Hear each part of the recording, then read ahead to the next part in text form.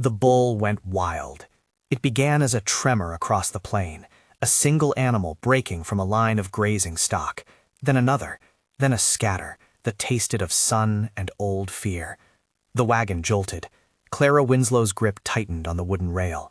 June, wrapped in a faded calico, was warm at her chest. The bonnet's ribbon fluttered like a small flag. For a breath they rode as they always had, slow, bouncy, the wagon's wheels carving an honest furrow through the cust. Then the world inverted. A loose bull charged, lungs distending with exertion, and the clustered herd answered as if they shared a single animal mind. Hooves became thunder. Dust rose in a rolling, living wall that swallowed horizon and sky. The wagon's axle hit a rut. The tongue swung. Clara's fingers slipped on the calico. She felt the small body slide as if on an invisible plane, a soft, heart-sudden sound leaving her as June fell, the bonnet coming loose, a tiny sock slipping from a foot and vanishing among the churning brown. There are moments that steal time and give it back warped. For Rowan Hale, the world narrowed to two things, the flash of white fabric and the direction from which the thunder came. He had been riding the ridge 300 yards away, watching cattle move like a restless sea, when he heard the fracture. Not the lowing of distress, but a single human note, sharp as a flint. He saw Clara's hand go away from the cradle of her lap. He saw June's upturned face, tiny and astonishing, pale as bone against the flood of dust. Rowan crossed those yards in a way that left witnesses to call it a leap, though to him it was only a sum of choices made in a second. He swung his mare downhill. The animal's limbs worked under him like pistons. He cut at the herd, at the scene between animals, and the first wall of hooves met him with the indifferent force of the land itself. Dust clawed at his eyes. The air tasted of iron and fur. He reined with his knees, not his hands, and leaned low, feeling every impact through saddle and stirrup, feeling the rhythm of hooves that could crush. Close up, things that looked small on paper became immense. The way June's sock rolled like a pebble, the pale cheek streaked with grime, the loosened bonnet with a single bow. Rowan kept moving. He took a hand from the reins and reached, his fingers finding the child's shoulder through the calico, then the narrower chest beneath. He lifted. The herd pressed and parted in shuddered waves. A horse took the edge of his cloak, canvas ripped. Rowan's shoulder jarred, breath knocked free, a bright burning sting where a rope or a branch had clipped him. He did not slow. He had once let a child go. The memory of it burned in him like a brand he could not rub away. A river crossing gone wrong, a mistake that had become a private absolution. That loss lived in the place between his ribs, and answered this terror with all the force of a man who had vowed never to be late to a child's cry again. He kept his eyes on June. A hoof struck the wagon's near axle. The tongue snapped, and the wagon tipped. Clara's world went sideways. Hay and harness and the smell of boiled coffee mixed with the dust. She reached, blindly, for the space where June had been. Her fingers closed on air. Sound became a thin wire of panic. Then, through the slurry of dust and the ape-like thudding of the herd, she heard a different human sound. A man's shout, the whisper of leather, the sudden nearer beat of another horse. She saw Rowan riding out of the blur like a suture stitching a wound. He drove in beneath the gathering mass and, with an animal's cunning and a rider's precision, closed his line around the child. His arm circled June as another horse brushed him. His hand was sure and warm and not trembling. He held as if he held the world itself. When he swung out of the stampede, the herd sloped past him like the sea breathing out. He landed in a cloud of dust in the sideways light. Horse snorting, chest heaving. He slid from the saddle, reached to Clara, and held the child between them. June's breath was small and quick, like the thrum of a moth's wing. There was dirt on her eyelashes, but her eyes opened at the press of a familiar voice, Clara's, shattered but steady. Rowan's hands moved with the economy of someone who had known how to treat the immediate. A hand under the head, a cloth for the mouth, a check for breaths. He was not unmarked. A cut skinned his knuckle, another shoulder scraped through cloth, and a smear of dried blood darkened his collar. He blinked through a film of dust. His face was a wide, unclothed thing that did not hide how close he had come to losing more than his pride this day. Clara's knees wobbled. June's fingers closed on the sleeve of her dress. The wagon leaned at an angle, wheels crooked. Around them the prairie whistled back to order like a beast embarrassed by its own excess. The herd, having done what herds do, drifted off in a ragged line. A neighbor driver called from a distance, voice carrying with the clear, hard comfort of shared trouble. People would come. For the moment, the world reduced to a woman, a child, and a man who had ridden into what could have been a grave. When the shaking in Clara's hands stopped enough to let her speak, she said simply, "My baby." The sentence was a prayer and a charge both. Rowan did not answer with platitudes. He gave emotion, a steadying that spoke of practical knowledge. "Get her inside the wagon," he said. "Blankets. Santos, bring the water." Santos was already there before she could finish the thought. A broad-shouldered man from Rowan's ranch with the dependable face of someone who had seen storm after storm. He hoisted the child with the same care as a farmer would lift a load of something still fragile. The wagon's bow provided a lever of sanctuary. A canvas flap became an instant tent. Inside, Clara set to work with the hands of someone who had mended more than cloth. She unfastened June's bonnet, wiped the child's face with a linen square, smelled for the familiar small things, milk and the iron tang of dust, and hummed until June's breathing evened. Her voice was not dramatic. It was the sound of ordinary magic doing what ordinary magic must. Rowan sat on the tailgate, boots hanging. He watched them with the dry reserve of a man uncertain how to be held by gratitude. "You saved her," Clara said later, not like a confession, but like a landing. The statement made him look away, as if the praise could not be met without betraying the fault lines behind it. "You could have been killed." Rowan's laugh was a short, rough thing that never touched his eyes.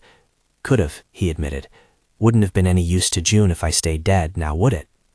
There were things about Rowan the town learned slowly because the man did not offer them. He had a scar above his brow that split the skin like an old map. His hands were the hands of one who repaired things more often than he smashed them. Men said he had been inside himself lately, all the smaller townsmen's ways of saying a man kept a wound to himself. When he did speak about the past, he did so in small, accurate fragments, never in the sort of long confession that films taught men to make in bars. He said only to Clara one evening when she sat at his kitchen table mending a torn sleeve, "I let someone go once. It won't happen again." Clara did not demand the story. She had her own. Her husband had died 2 years before, leaving behind a spring of responsibilities like a cracked jug. She had kept the little claim because it was all she had. She could sew, could alter, could take in a border and a patch of garden. The town considered her patient and practical. She did not make a show of courage the way some people did. She made lists and crossed things off them. She would not be pinned to the false notion of being helpless. When night cut the prairie like a clean blade, Rowan led them back to his ranch, a compound of long barns and a house with a porch that held a rocking chair. His place was not grand, but it was steady, board seasoned by wind, a well that had been in use for a generation, a fenced corral that smelled of hay and horse. He had room enough for Clara and a cot for June by the hearth. Santo set a pot on the stove and boiled water for tea. The child's crying had dwindled to a cautious quiet. She slept against Clara's shoulder, wrapped in a spare blanket that smelled faintly of soap and wood smoke. They sat with the aftermath in the easy way of people who lived with risk. Nothing theatrical occurred. There were bandages, cloths run in warm water, a cup of tea that was tea in name only, but fortified with intent. A chair scraped. The porch light bobbed. The fire in the stove hissed. The world of the ranch exhaled. "Do you know who owns the bull?" Clara asked at one point, mind still skittering toward what could happen next. "Loose stock's a common hazard this time of year," Rowan said. The answer was true, and it was not a comfort. He looked at her then for a long moment that asked permission. "You can stay," he offered. It was not a swell of romance, but a thing like a hinge being put in place between two doors. Clara considered the porch, the stove, the neatness of a life that was not luxuriously stitched, but kept with hands that meant to hold. There was a certain economy to her answer, measured and practical as the rest of her life. "For now," she said, "until June is sleeping through the night." There are gestures more consequential than vows, helping to mend a seam, boiling a pot of barley, tucking a child in so that her breath is steady. These were the gestures that first braided them together. Rowan fed horses at dawn. Clara learned to tie a hitch that held under the strain of an animal. Santos taught her to fit a new caulk into a shoe. The small chores acted like stitches, invisible but binding. They did not need declarations.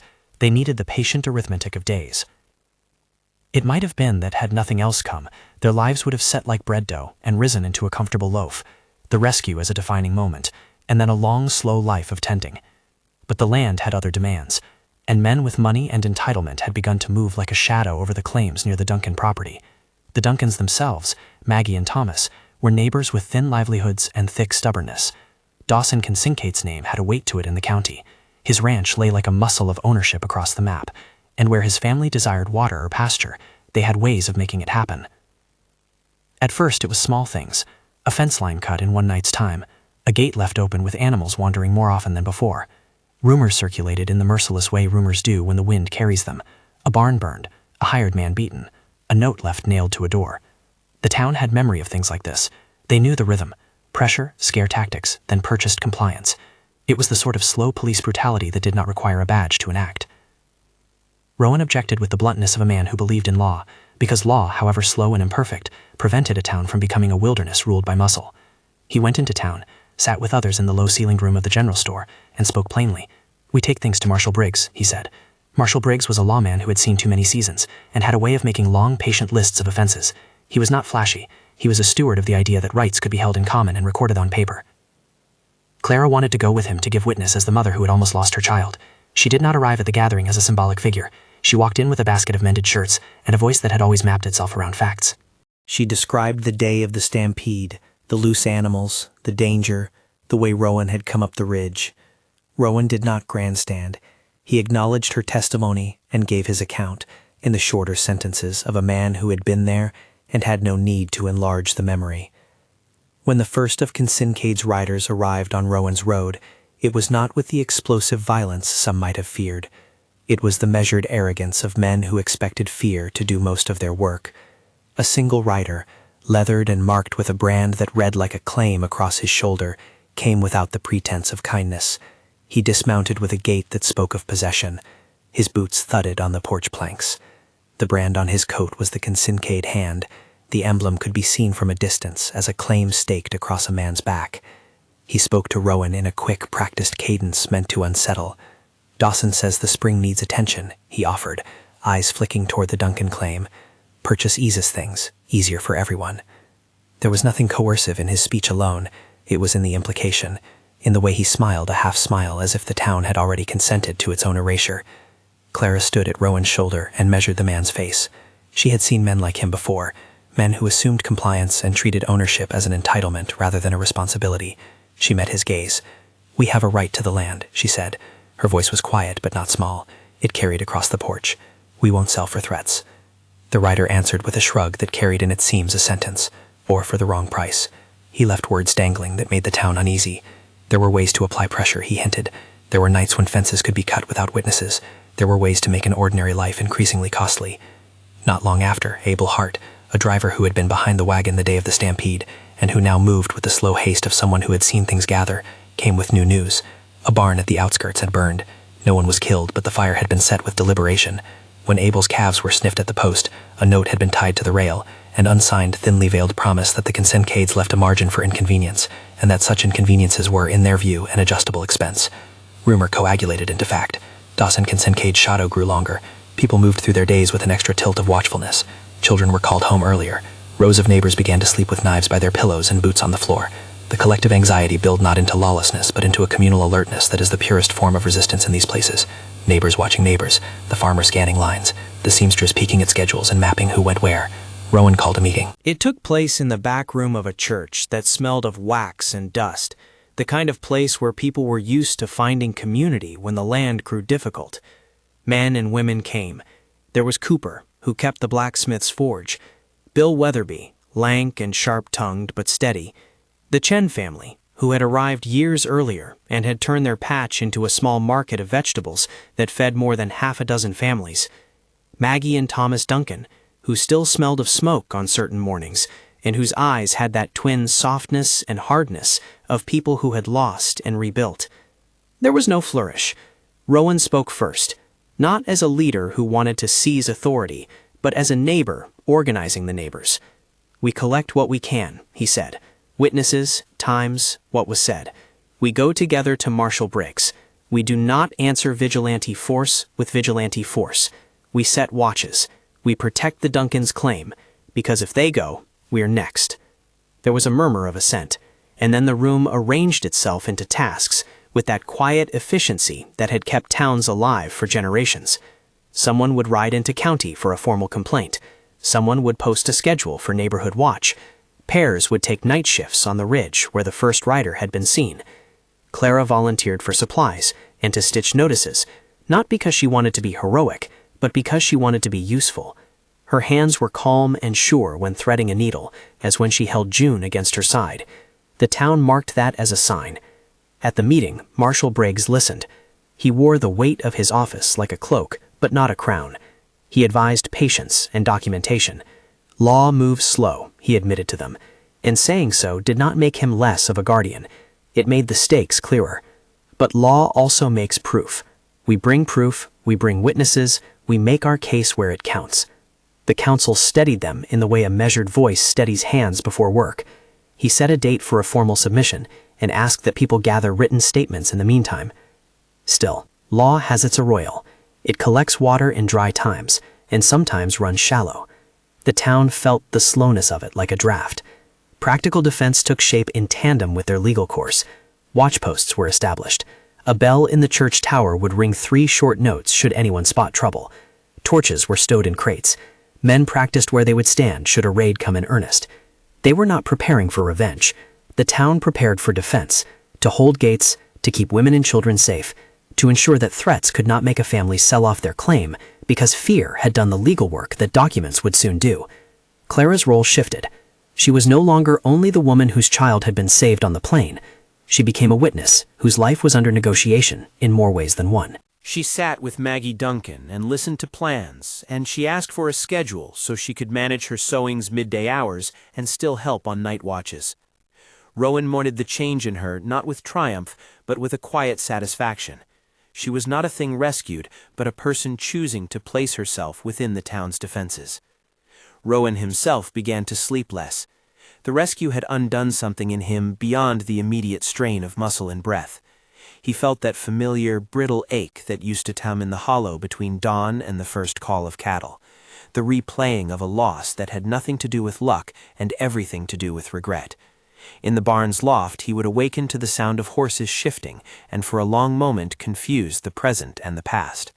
Then he'd remember June's weight in his arms and let that memory do the work of balm. Santos watched him with the steady attention of a man who recognizes a friend in need.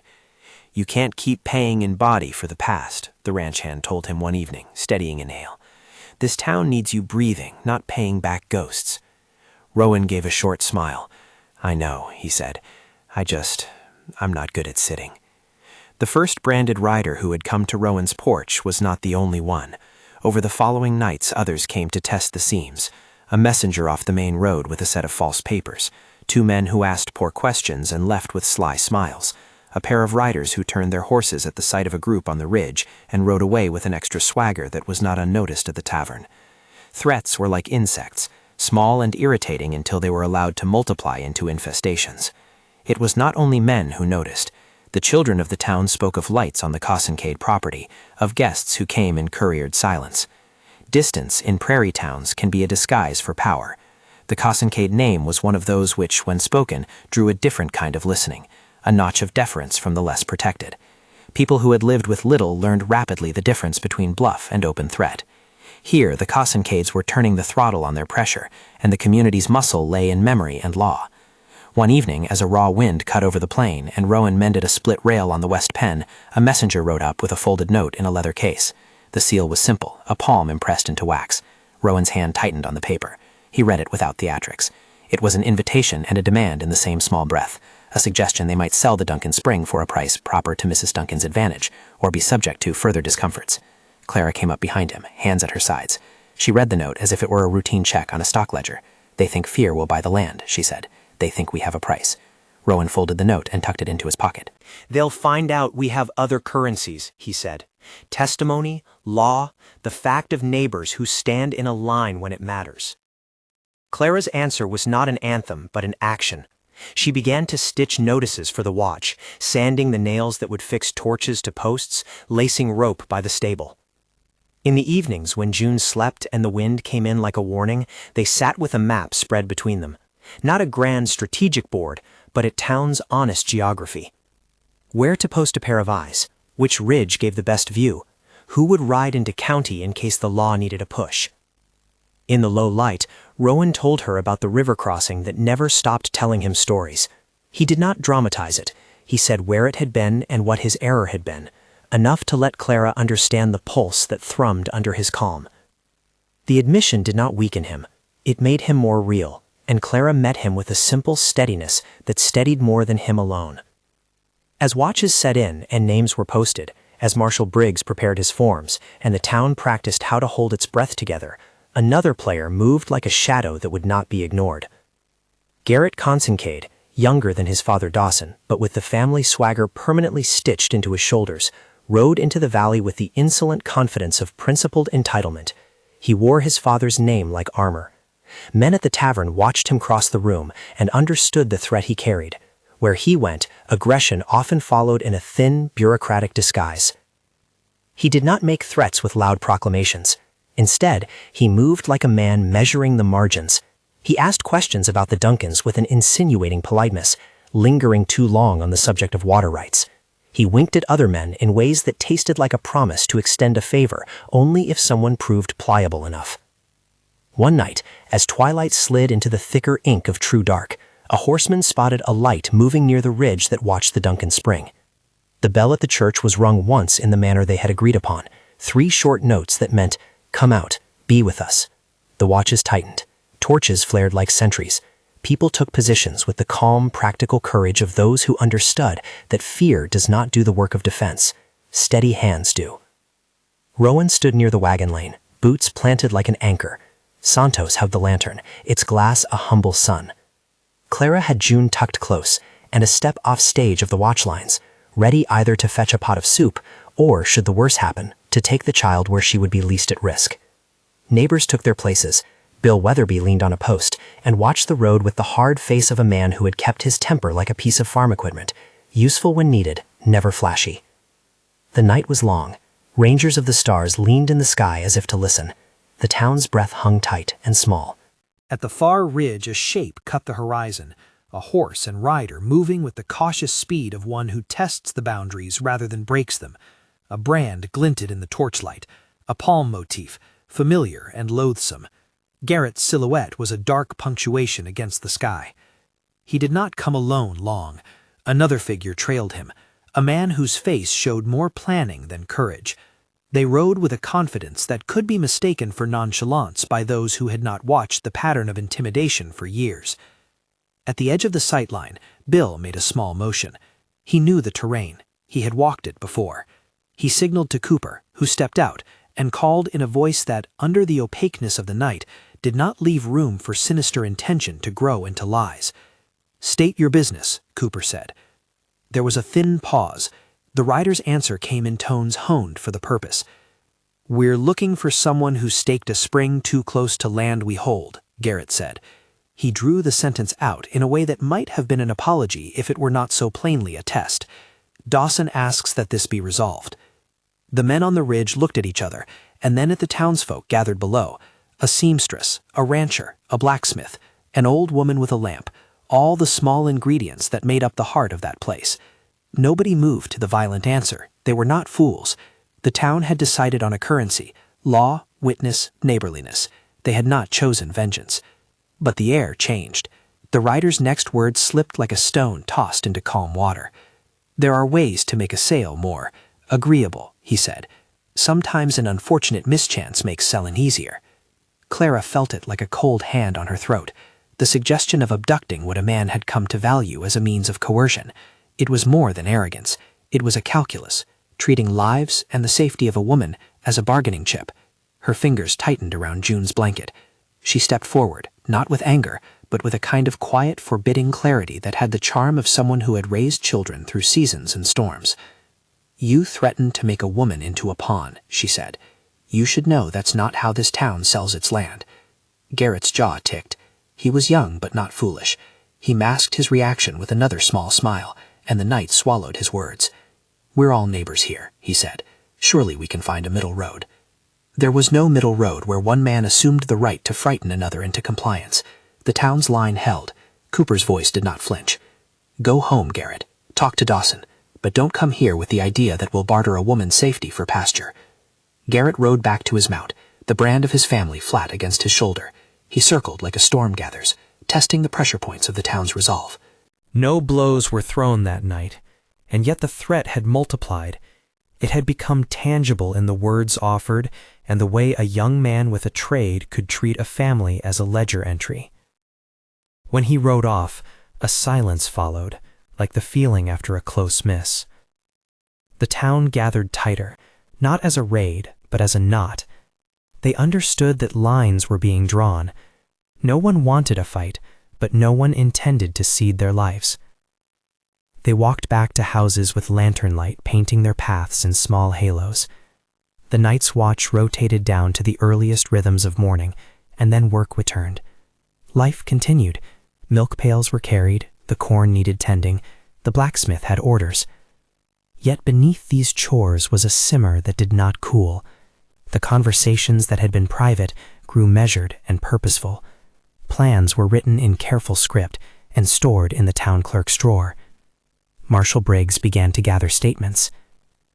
Rowan found himself checking the south gate twice in a night, letting the lock click with the taste of assurance on his tongue. Clara set a small box on the mantel with her child's bonnet inside, a talisman and a reminder.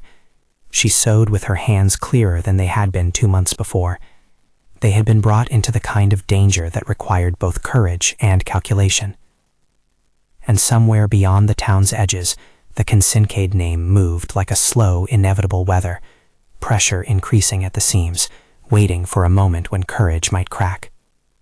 That was where the story paused, a held breath before the next decision. The town had chosen law and witness.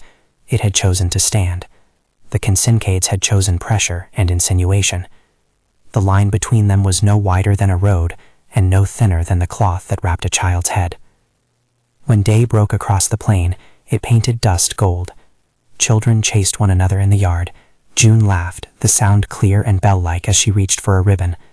On the ridge, 3 men rode slowly to keep watch, boots set in the stirrups like seeds fixed in furrows. In the kitchen of the Winslow altar to the small domestic miracles, Clara folded a new calico and set it with a smallness of purpose that was its own kind of defiance. She would mend what was torn. She would stitch what needed keeping. Rowan watched her from the doorway, hands at rest on the latch. There were lines at his mouth now that had not been there before. He thought about the leap, about the brightness of a child's life held safe in his arms, and about the ledger that the Kinsinkades hoped to balance with the cost of someone else's safety. He thought about law, and about the need to bring the town's witness to a county seat at noon. He thought with the peculiar clarity of those who have been near loss, about what one life mattered next to the many. He swung his foot into the stirrup and rode toward the town center. The bell at the church was preparing another pattern of work for that day. Garrett's and Dawson's had risen in the distance like a weather front. The town would not be cowed, and yet the next few days would test not only Rowan's mettle, but the town's capacity to hold what was right against what was bargained. As he passed the low post marking the Duncan claim, a boy shouted and waved, pointing to the horizon. For a moment, Rowan thought it another false alarm, but then he saw the shape of a rider far off, and the way the horse's gait carried a confidence that had not yet met resistance. The rider bore a brand. The thought in Rowan's chest was as sudden and precise as it had been on the ridge. There would come a moment when a man shows whether to step in or to step back. He urged his mare to a bit of a gallop. The town's line tightened like a drawn string. The next actions would be both ordinary and decisive: a filing of papers, a night sentry on the ridge, an escort to the county seat, a plan to keep the young and the small safe.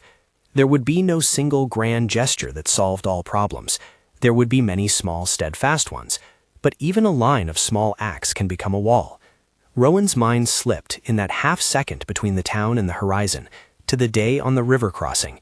He remembered what it was to watch a life slip out of his hands, and the way that memory had taught him to act fiercely and without waiting. He felt the same steadiness now. The leap had been taken once.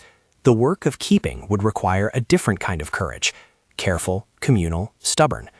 In the valley, Gabriel Cooper called a short instruction. 2 to the ridge, he said. 1 to the mail. Get word to Briggs. Keep the bell clear. No one goes alone. Clara adjusted June on her hip and watched Rowan pass. When he turned his head, she could see the line between his brows knitting. He gave her a small nod, the sort of thing 2 people learned to use when they had agreed on a course and could not afford to waste words. She returned the nod with a gesture that had the weight of laundry folded and meals planned, a woman helping to hold a town together by the skill of her ordinary hands. The rider on the horizon cut across the plain like a dark question.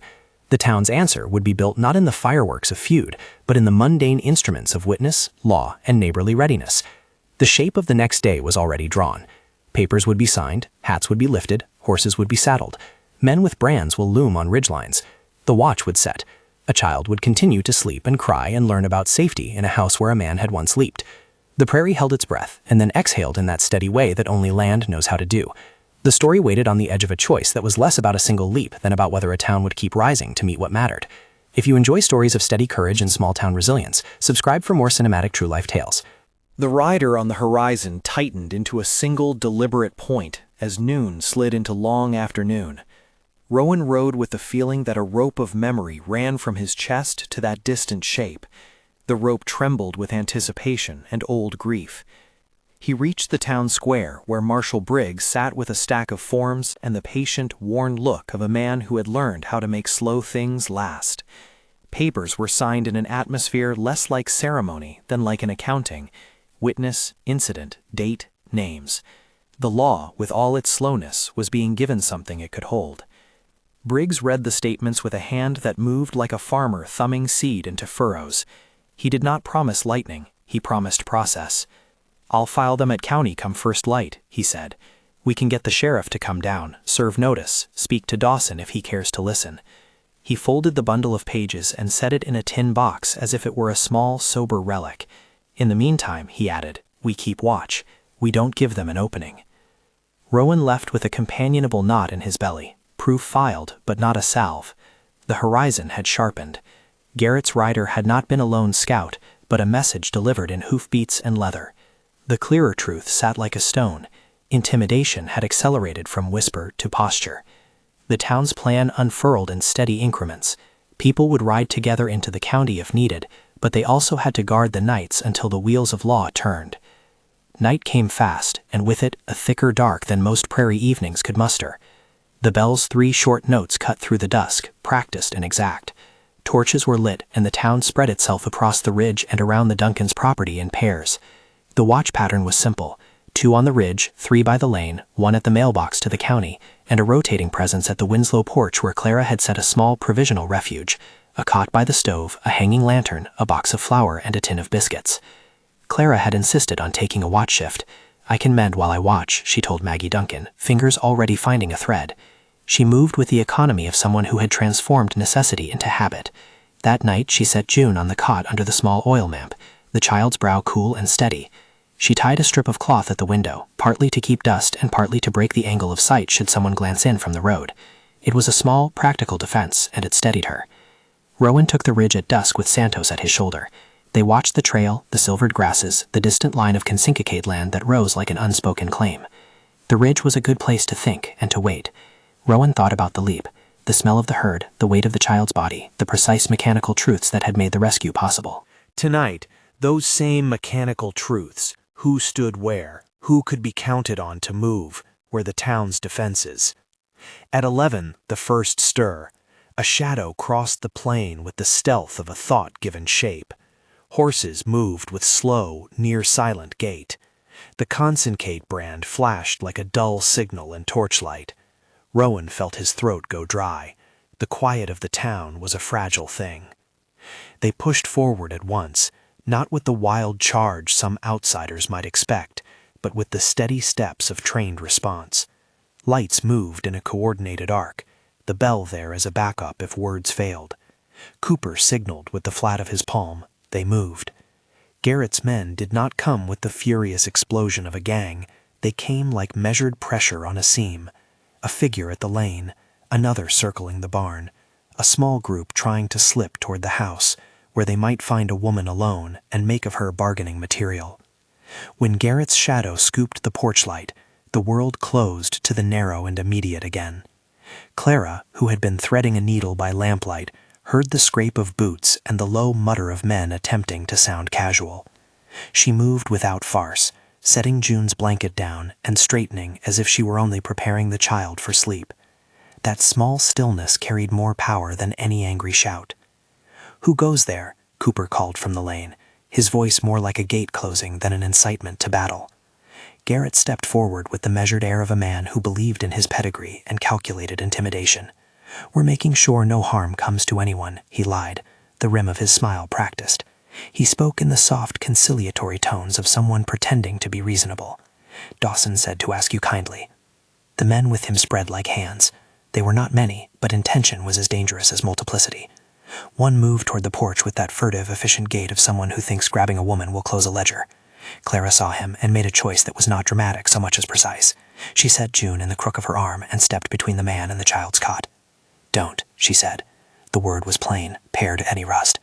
It was what the Duncans meant when they spoke of neighborliness, a middle line that one did not cross without consequence. Garrett's face hardened, entitlement showing behind the practiced smile. He gestured. One of his men reached for Clara's arm, not violently, but with the surety of someone convinced the world was arranged to their liking. The man's fingers closed, and in that instant the situation snapped into physical terms. The threat was no longer theoretical. Rowan's reaction was a measured force. He had never been a man of empty bravado. He moved with exactness. He stepped between the man and the porch, not to brawl, but to intercept. "That's enough," he said. The sentence was a wedge. Garrett's accomplished balked at the coffin of sound in Rowan's vice. He had expected a woman to be alone, the town to be cowed, the law distant. Instead, he found standing between him a man whose hands suggested the habit of repair rather than of ruin. The moment that might have tilted toward tragedy instead pitched into a short, contained struggle. Hands on sleeves, a pole, a stumble on the porch step. The man's grip loosened on Clara's sleeve. Neighbors poured in like water when a channel opens. Bill Weatherby and Cooper pressed the margin, calling names. Santos held a lantern to show that daylight was nearer than the storm. There were no theatrics, just the clench of shoulders, the firm placement of bodies to prevent someone from being taken. Garrett moved in, hot and swaggering, his jaw working. He reached, in attempt to seize not only a person, but advantage. Rowing at the move. He took Garrett's arm at the elbow and twisted with the exact calculated force of someone who had held a child's weight and the weight of other men's trouble. They went to the ground with a dull thump, the barnyard dirt cushioning rather than cutting. It was not a prize fight. Neither man bore the intent to kill. Garrett struck out with the blunt end of a hand and missed. Rowan blocked and held. Voices rose in the small way neighbors did. Commands, names, the careful call of people who must manage a dangerous object and not be intoxicated by the danger. Cooper moved to hold one of Garrett's men, while Bill stepped to block the way the horses had been stabled. Someone, less conspicuously, held a rope to throw between men if the struggle escalated. Marshal Briggs, who had been alerted and was moving with the surety of office, arrived as the struggle reached its blunt apex. He had the power of papers and an authority that wasn't glorious but that mattered in the long view. He stepped between Rowan and Garrett, his hand on the sheriff's strap. "By my authority," he said, his voice plain and carrying the weight of the law, "you are under arrest for intimidation and attempt at abduction." The phrasing was careful, legal, not vengeful. Garrett's face changed from arrogance to calculation. He tried to sucker the moment into an argument about rights and ownership and how all this would blow over, but the net had been cast, and the town would not reel in what it had done. Cooper and Bill held, and then the other riders closed the circle. There was a subdued, shame-heavy scramble as Garrett's men were taken into custody. They were not lynched. They were not humiliated more than the law allowed. They were restrained with ropes and the careful, unromantic procedures of making sure men did not flee before county could judge. Rowan stood with his hands still echoing the force of the struggle. He had a bruise across his ribs and the dust of 100 small laborings in the creases of his coat. Clara clutched June to her and did not lean on him the way a woman in a melodrama might. She leaned into the simple fact of neighborly presence, Cooper's steadying hand on her shoulder, Maggie Duncan's common-sense word, Santos's lantern lowering the shadows around them.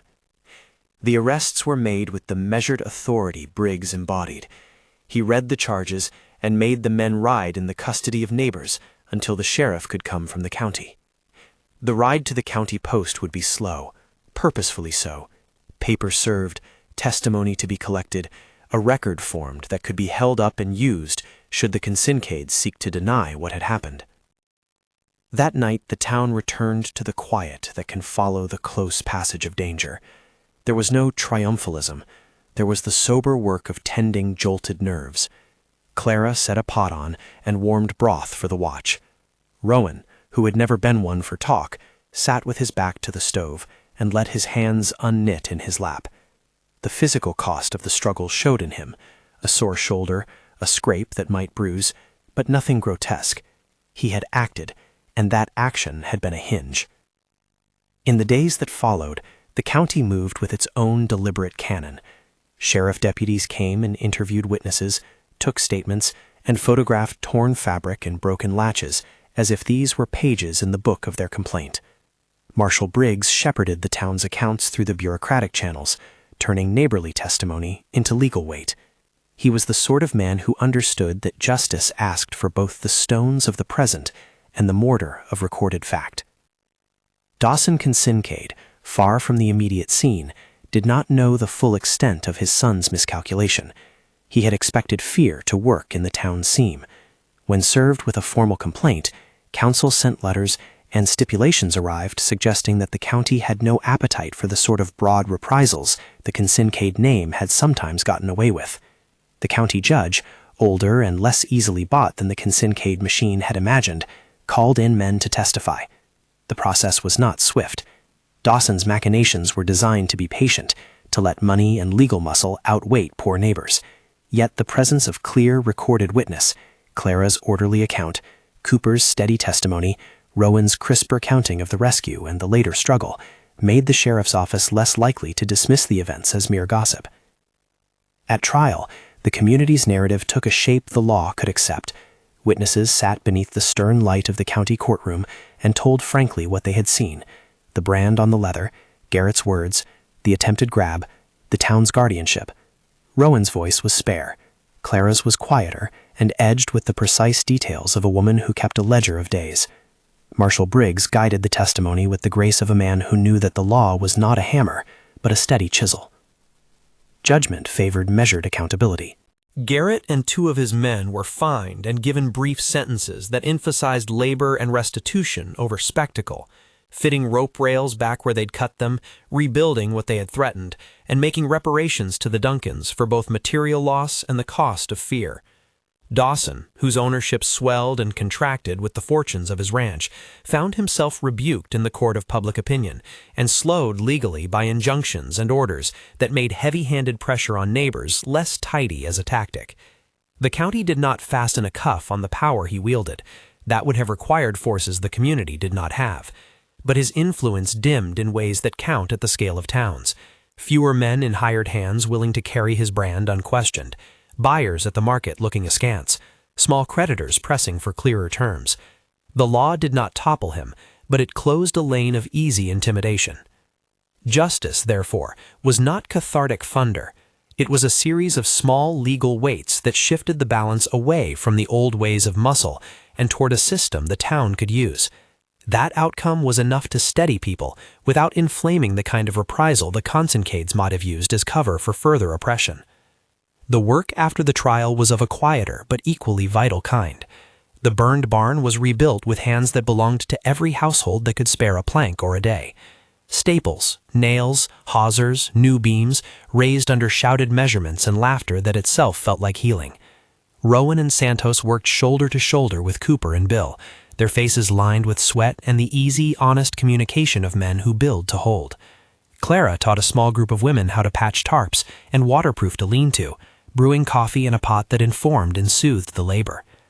They rebuilt fences not merely as functional barriers, but as visible promises, lines reasserted, ownership not just of land, but of the right to be left in peace. Mending in this community became a sacrament, patching shirts, retying harnesses, resetting posts. The Duncans had a barn that rose stronger than the one burned, with a painted symbol on the post that read like a "We stayed." The act of repair remade more than wood. It remade confidence. Rowan found himself drawn into those small labors with a new steadiness. The rescue had stitched him back to one life. The town's ongoing work sewed him into another. He taught a boy how to set a brace. He hurled a hammer with a steadier eye than he had in years. The old ache in him did not vanish.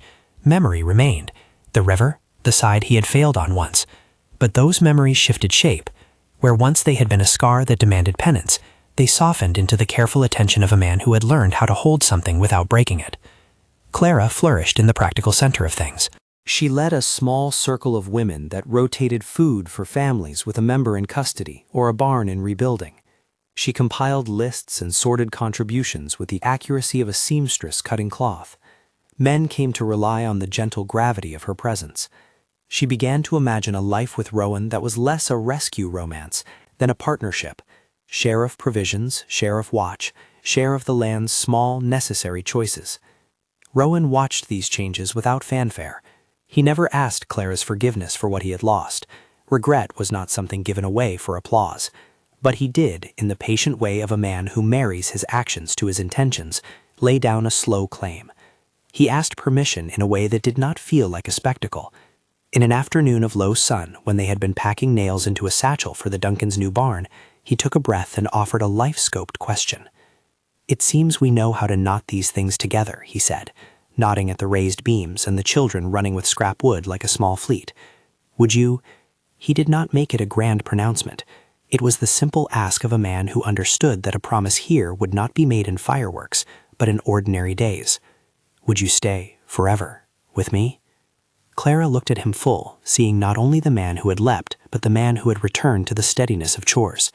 She thought of June's laugh, of the way Rowan had never offered himself as a savior but as a partner, of the way he tended wounds without making them into spectacles. "For now," she said first, with the pragmatic breath that had long governed her, and then, setting the tin of nails down, "and when now stacks up the way a life does, yes." They married in a small ceremony that was as much about witness as joy. Neighbors gathered with food wrapped in cloth and hands that had built barns and patched shirts. The priest or magistrate, local, procedural, said what formalities needed saying. More important were the mundane rites: a new pot, a sewn-on patch, a mason's promise to help with a porch step. Maggie Duncan braided ribbon into June's bonnet, and Bill Weatherby, who could be brusque as wind, wept a small, discreet tear as he helped raise the folding chair. Childhood for June became a different kind of story. The original rescue remained as a family legend, told in a matter-of-fact way at meals, remembered as the day a man decided a child's breath mattered more than his own safety. She grew into the household with the sense that she was both the axis and the reason for much small kindness. Rowan did not become a mythic hero in the way tavern tales sometimes slightly damn a man. He became instead a steady presence whose past was neither ignored nor allowed to govern the future. Repair continued. The spring remained in the Duncans' care, the claim recognized. Dawson Kincaid's influence cooled, like a large animal whose steps become cautious in a town no longer buying the fiction of his invulnerability. He might visit from time to time, he might grumble at market, but he was no longer the shadow that could unmake livelihoods unobserved. Law and witness had made the cost of doing so higher. Years folded forward with the gentle insistence of seasons. The small scars of that violent winter were visible, but not defining. Fences stood patched with new rails. Fences bore the marks of hands that had tended them. The barn, now painted and upright, held more hay than it had the year before. The Winslow home had a garden that Clara tended with diligence, and a small wooden box by the stove held the bonnet that Jane had once worn, a relic of a near loss, kept less as a trophy than as a reminder of the fragile nature of life and the serious work of protection. Rowan and Clara's life settled into a rhythm that was neither idyllic nor easy. There were dull chores, stubborn winters, and nights when June's fever would send Clara to fret, hands moving with the precise economy of someone who knew what could be done and what must be waited on.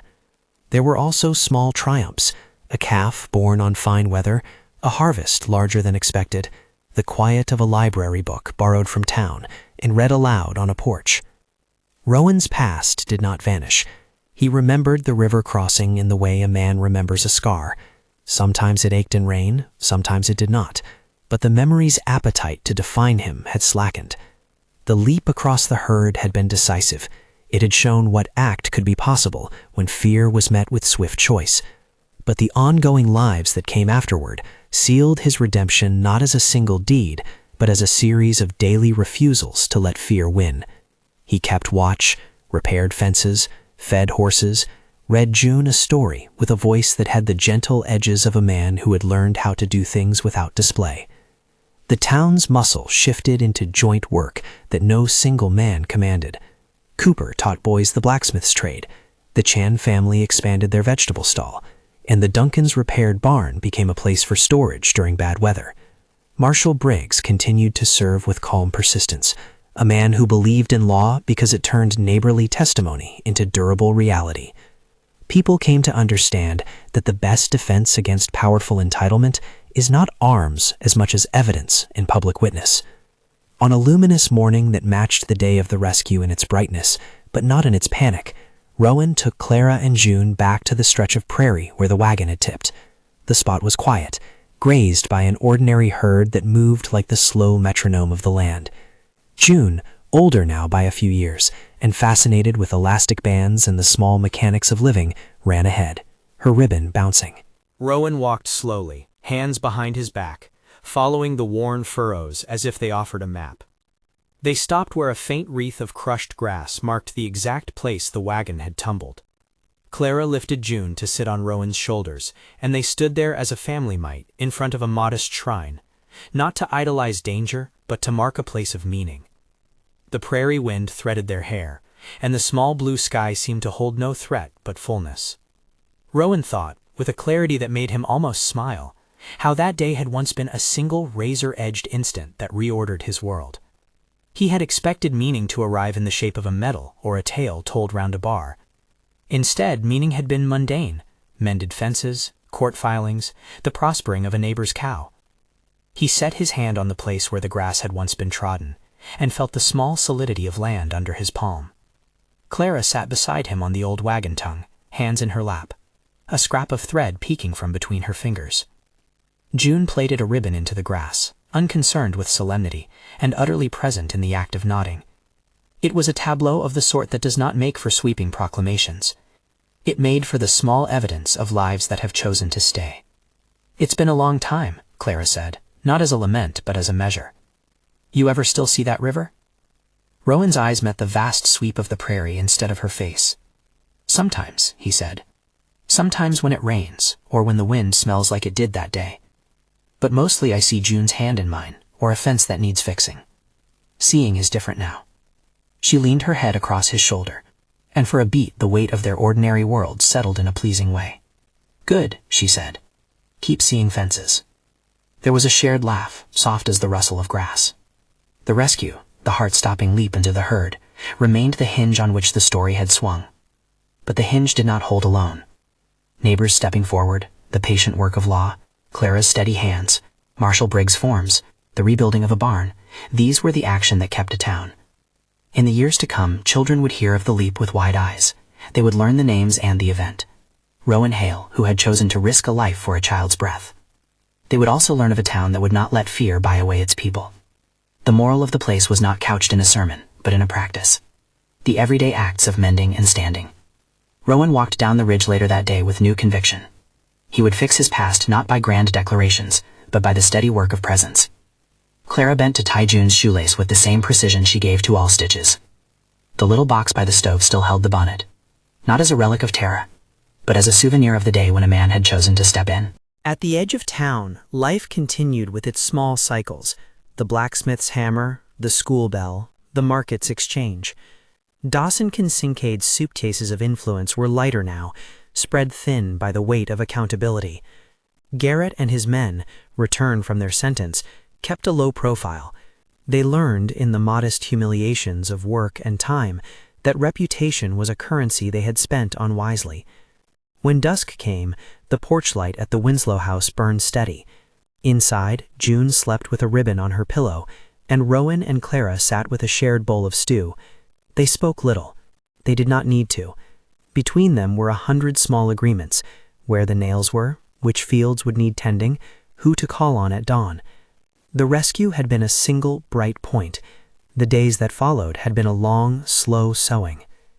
If someone asked, years later, whether the leap had been worth the danger, Rowan would answer not with rhetoric, but with gesture: a hand across a child's hair, an added plank on a fence, and with the knowledge that the leap's true value was measured in how the town kept what mattered safe afterward. The moment itself, stark and urgent, retained its cinematic luster in stories told at kitchen tables. But the lasting thing, in Rowan's quietly attentive heart, was the way neighbors turned from spectators into defenders, the way law was used, imperfectly but effectively, and the way two people, both carrying loss, chose to build rather than to be unmade. In the soft, slow light of evening, the place felt as it often did now: alive, weathered, and stay. The heart-stopping moment had been a crisis and a promise. It announced who would act in an emergency. It also set into motion a longer tale of repair and domestic vows, of law and neighborly witness, of barns rebuilt and fences remade.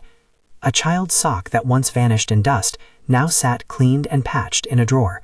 The bonnet was laid on a shelf. June learned to ride, and, like any child of the prairie, to understand that the dangerous and the beautiful can sometimes be in the same breath. They lived as townspeople do, in the careful balance between danger and daily joy. They chose to live, and in the living they kept something holy, the small, stubborn truth that communities protect what matters, not through spectacle and revenge, but through quiet, steady acts of care.